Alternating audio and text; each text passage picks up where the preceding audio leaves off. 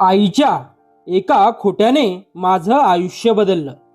आई म्हणायची, बाळा, मी खूप आनंदात आहे, माझी काळजी करू नकोस. पण तिच्या मृत्यूनंतर मला समजलं, ती आयुष्यभर माझ्याशी एकच खोटं बोलत होती. आणि ते सत्य वाचून माझे पाय थरथर कापू लागले. रोहित पुण्यातील एका मोठ्या कंपनीत इंजिनियर होता. महिन्याला चांगला पगार, मोठं घर, गाडी, प्रतिष्ठा, आयुष्यात सगळं मिळालं होतं. पण या यशाच्या धावपळीत तो एक गोष्ट विसरत चालला होता, त्याची आई. गावात एका छोट्याशा घरात आई एकटी राहत होती. वडिलांचं काही वर्षापूर्वी निधन झालं होतं. आईने मजुरी करून, शेतात काम करून, लोकांच्या घरी स्वयंपाक करून रोहितला शिकवलं होतं.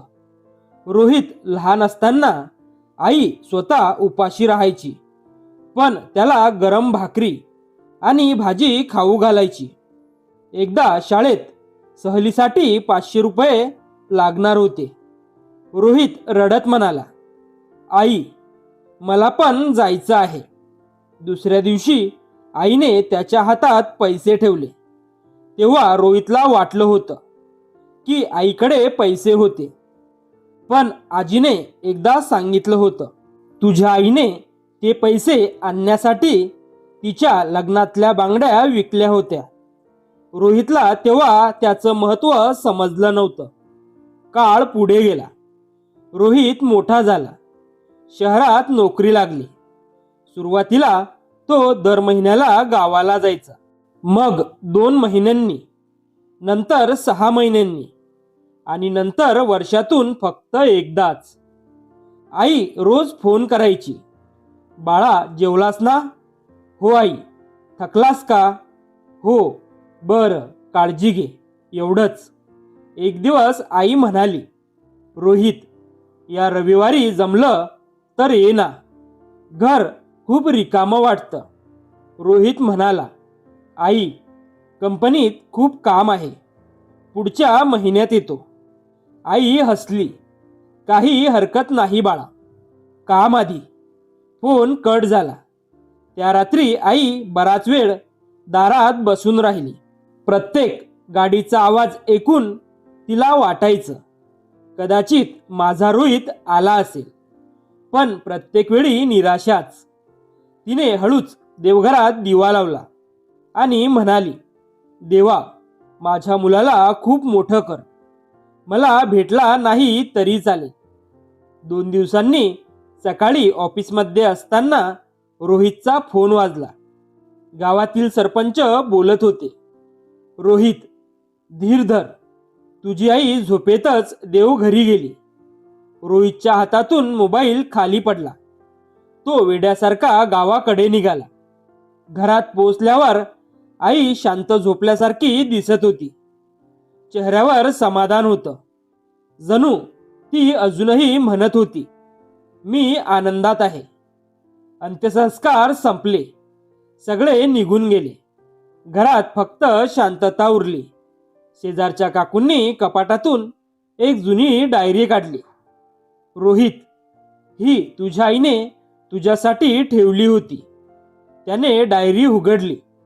पहिल्याच पानावर लिहिलं होतं, माझ्या बाळा, जर तू ही डायरी वाचत असशील तर मी तुझ्या सोबत नाही.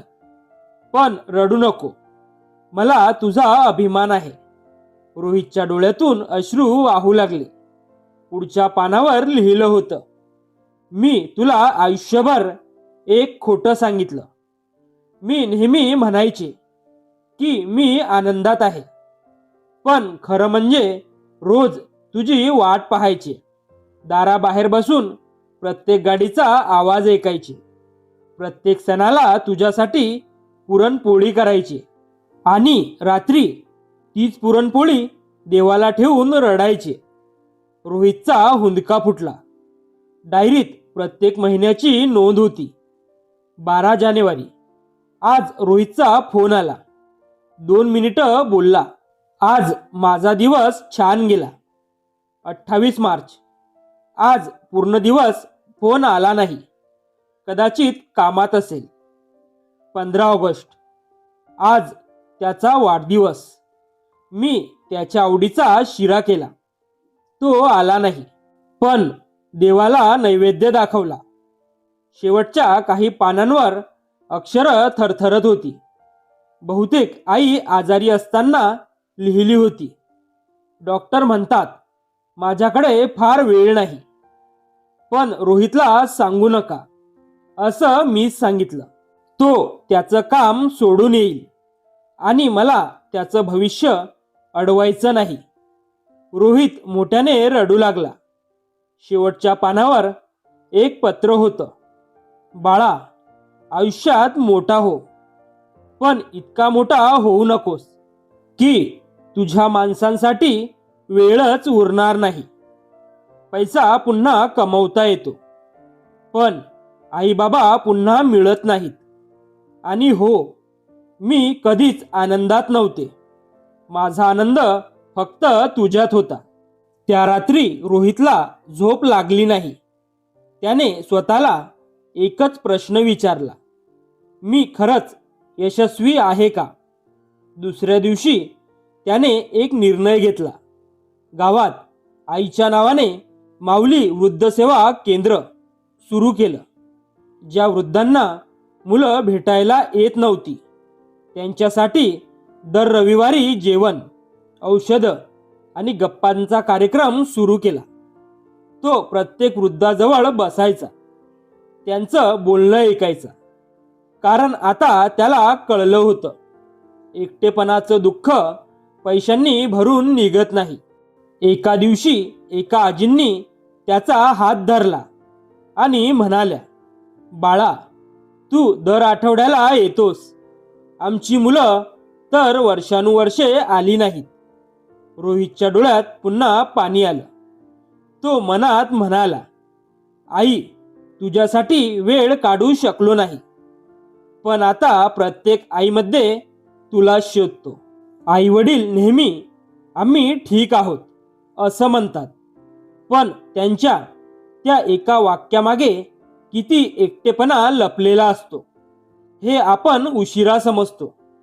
त्यामुळे काम कितीही असलं तरी आपल्या आई वडिलांसाठी थोडा वेळ नक्की काढा. कारण पैसा पुन्हा मिळतो, पण आई वडील पुन्हा मिळत नाहीत. जर ही कथा तुमच्या मनाला स्पर्श करून गेली असेल तर एक हार्ट नक्की द्या. तुमचं एक लाईक आणि शेअर ही कथा आणखी लोकांपर्यंत पोहोचवू शकते. अशाच हृदयस्पर्शी आणि जीवनाला नवी दिशा देणाऱ्या मराठी कथा ऐकण्यासाठी मॉरल स्टोरीजला फॉलो आणि सबस्क्राईब करायला विसरू नका. पुन्हा भेटू एका नव्या कथेसोबत. तोपर्यंत धन्यवाद.